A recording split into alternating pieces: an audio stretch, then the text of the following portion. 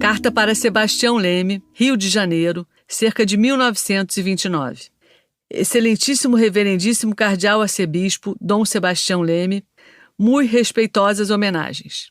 O meu eminente e erudito amigo Padre Natuzzi perguntou-me em certa ocasião se as formidáveis obras que estou executando no Corcovado e as responsabilidades daí decorrentes não me perturbavam por vezes o sono. Respondi-lhe que não. Disse-lhe que mesmo junto àquele rochedo agreste, diante das dificuldades de ordem material a vencer, no descampado daquele pico varrido por ventos desabridos e alcançado em cheio pelo choque das descargas elétricas, o meu ânimo se conservava sereno e forte. Mas que quando baixava a cidade e via os olhares de cobiça, de malícia, de ceticismo ou de indiferença da turma que passavam, então meu coração se confrangia e o meu espírito se inquietava. Como pode ser levada a bom termo essa obra se há tanta gente que não a compreende? E como compreender completamente obra de tal natureza no meio de tantas dispersões, tal como se apresenta a vida agitada e precipitada de nossos dias? Pois bem, senhor arcebispo, a serenidade ao dormir já é hoje perturbada por insônias em que medito sobre a finalidade deste empreendimento. Peço a vossa senhoria permissão para prosseguir num tema esboçado em nossa residência, por ocasião da honrosa visita que nos foi proporcionada pouco tempo faz. Eu quisera poder ter uma inteligência 1000 vezes superior à minha, ter um poder convincente 1000 vezes superior ao que tenho, e 1000 vezes para poder proclamar a particularidade, a singularidade, a exclusividade e a incomparabilidade da obra do Corcovado. De todo em todo errado seria o conceito de quem, na visão do monumento erguido no Corcovado, contemplasse tão somente uma simples imagem do Cristo Redentor, disse o eminente sacerdote citado em artigo publicado no Jornal do Comércio. Como conceber um conjunto mais expressivo, mais harmonioso, mais grandioso, em que a imagem e a realidade se ajustam e se completam tão admiravelmente? Tenho meditado muito em busca de uma ideia cuja realização pudesse ultrapassar o que está sendo por nós empreendido.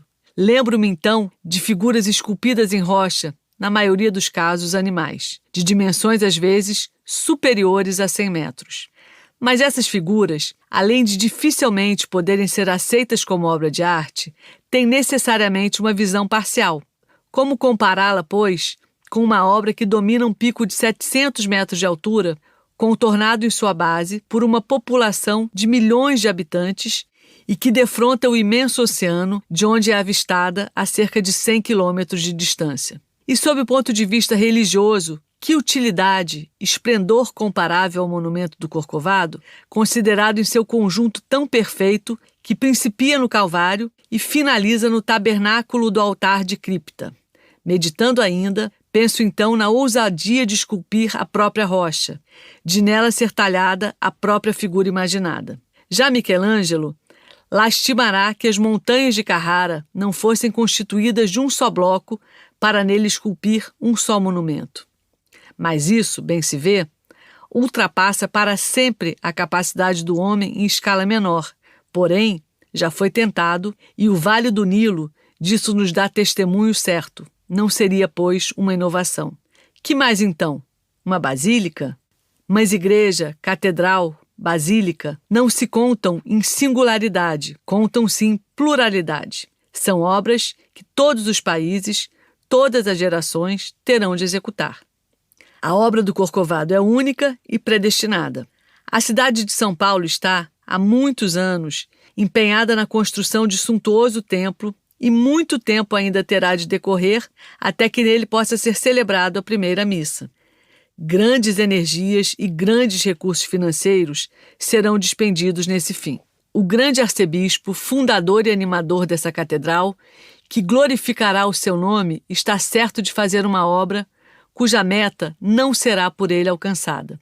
Pois bem, com toda a perfeição, com toda a riqueza, beleza e harmonia arquitetônica, nunca poderá ser esta catedral comparável a de São Pedro, ao Duomo de Milano, a Notre-Dame de Paris, a Chartres, a Amiens. Quando tudo pudesse ser obtido, lhe faltaria a tradição. Ora, coisa verdadeiramente singular, a única obra que se impõe por si mesma e que dispensa a tradição, por ser única e primeira e não ter, portanto, antecessora, é o Cristo Redentor. Mesmo assim, se quiséssemos invocar a tradição, tê-la-íamos tão velha quanto o Brasil, pois que os primeiros navegantes portugueses que aportaram essas plagas chamaram aquele rochedo pináculo da tentação. Não havendo, pois, termo de comparação, onde buscar valor mais alto? Vossa Excelência quer e se fará o coração aparente, visível na imagem do Cristo do Corcovado, para poder ser feita a intronização do Brasil ao Sagrado Coração de Jesus. Será possível fazer essa intronização de uma maneira mais nobre e grandiosa? Onde já foi vista coisa semelhante? O coração de Jesus pairando de tão alto sobre uma cidade, metrópole de um país fadado a ser, por sua população crente, um dos líderes do catolicismo. Quando, a pedido de Vossa Excelência, tive de suprimir os atributos da redenção que se ostentavam no meu projeto anterior, para figurá-los em expressão simbólica no atual, eu só cuidava em conservar no nosso Cristo o caráter do Redentor. Falharia a missão, ou melhor, não creio que encontrasse um só estatuário que aceitasse por impossível a execução de uma imagem do Salvador em que pudesse ser expressa a tríplice representação do ressuscitado, do Redentor e do Rei. Entretanto, assim é. Cristo Redentor, temo-lo desde a primeira hora, na imensidão de seu amplexo, que parece que nem já ao Brasil lhe chega o seu infinito amor.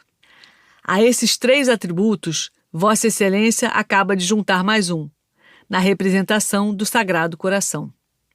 Guiados, dir-se-ia por mãos divinas, chegamos a este resultado inesperado, mas de uma harmonia, de uma beleza e uma expressão para as quais não encontro palavras bastantes para exprimir-me. Já não quero falar das alegrias, dos consolos, das conversões, das visões noturnas do Cristo do Corcovado. Tudo isso eu tenho no meu cérebro, vivo, palpitante, a se chocar com novas ideias de perspectivas deslumbrantes. Quero agora apenas pensar nas cerimônias religiosas que possam ali ser celebradas. Eu a considero a mais famosa catedral, a mais antiga basílica, suas naves, suas abóbodas, seus altares, seus púlpitos. Eu vejo as cerimônias festivas, flâmulas e estandartes, cânticos religiosos que nelas se celebram. O que será tudo isso se imaginarmos o espetáculo das peregrinações que se farão à ermitã sagrada? Que abóboda constituída pelos arquitetos, que decoração de artista será comparável à nossa abóboda celestial? Onde ressoarão os cânticos com entonações mais puras do que naquele pico solitário? Onde as flâmulas poderão ser livremente e mais alegremente louvar a glória de Deus do que balouçadas pelas brisas do Corcovado? Qual o altar mais rico em mármore, bronze e ouro que se possa comparar em imponência e grandiosidade ao da própria imagem do Cristo e seu pedestal, quando o sacerdote, a seus pés, tiver de celebrar o divino sacrifício da missa? Não, senhor arcebispo, nada há de comparável, não só agora, como de todos os tempos. A significação da obra, a sua situação, as dificuldades técnicas, as inovações artísticas constituem um todo absolutamente único. Ora, tudo isso é obra de Vossa Excelência. Sem a fé e sem as orações de um grande arcebispo, não se poderia fazer o que estamos fazendo. Eu bem me lembro dos tempos em que Vossa Excelência era assediado pelos interessados na modificação ou anulação do meu primeiro projeto, e ainda não tinha Vossa Excelência decisão firme sobre o valor artístico da obra. Alguns me dizem, mas afinal o senhor arcebispo ainda não se manifestou, ainda não sabe o que quer. E eu dizia, entretanto, de mim para mim, o que ele quer, eu bem sei. Quero uma imagem de Cristo, bela, perfeita, única, como nunca havia sido feita, de modo que ela seja nossa, e só nossa.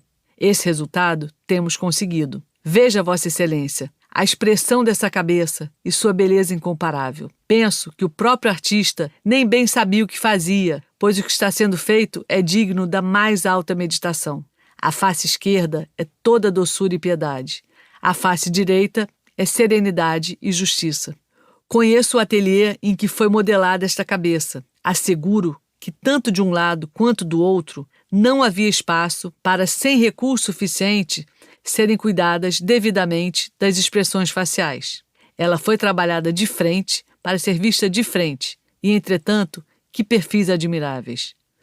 Quando eu me lembro da primeira reunião em que foi aventada a ideia grandiosamente bela da ereção de um monumento ao Cristo Redentor no Alto do Corcovado, 1921. Quando eu me lembro dos trabalhos da primeira semana do monumento em que Vossa Excelência, por boca profética, antecipou o resultado da coleta, 1923. Quando eu me lembro de minha peregrinação pela Europa, em estudos locais, em escolha do estatuário capaz de desempenhar desse encargo em correspondência com os nobres ideais almejados, 1924. Quando eu me lembro dos meus trabalhos em Paris, na preparação dos elementos para a execução das obras no local, 1926, 1927. Quando eu me lembro dos últimos anos decorridos a cavar rocha, a torcer ferro, a argamassar cimento, a modelar esculturas, meço o tempo decorrido, o esforço desenvolvido nessa obra gigantesca. Temos trabalhado, mas há ainda que trabalhar. Os orçamentos têm sido feitos, refeitos, tornados a fazer. E o tempo vem se encarregando de demonstrar a necessidade de serem, ainda uma vez, feitos novamente. É este o meu receio. São essas as causas das minhas insônias. Nesta última coleta, sempre esperei que se conseguisse obter 1.000 contos de réis. Foram obtidos menos de 500 contos, dos quais 80 foram despendidos em propaganda. Nós ainda temos recursos. Nem Vossa Excelência se alarme com o que fica dito acima. Mas eu quero, com o tempo, chamar a atenção de Vossa Excelência para o assunto. Uma obra em cimento armado como a nossa não poderá ser interrompida sob pena de graves prejuízos de ordem geral. Além disso, há o prejuízo que seria inevitável também de mecanismos e instalações que representam importantes valores. Tudo está na mão e na ação de Vossa Excelência para a feliz conclusão de tão grandioso empreendimento. Vossa Excelência já foi proclamado, com justiça, o grande arcebispo da Eucaristia. Com sucesso inigualável, fez o primeiro Congresso Eucarístico do Brasil. A Vossa Excelência se deve à organização modelar da Confederação Católica, organismo cheio de vida e de prosperidade. Vossa Excelência tem se desvelado de um modo particular pelas vocações sacerdotais que florescem admiravelmente nesta capital. Desnecessário é enumerar ainda mais. Todas essas obras criadas por Vossa Excelência, recebendo da boca do grande pastor brasileiro o fiat inicial, caminham desassombradamente e o tempo lhes dará ainda maior desenvolvimento. A obra do Cristo Redentor, ao contrário dessas, necessita dos carinhos pessoais e desvelados de Vossa Excelência e é de curto prazo para o seu acabamento.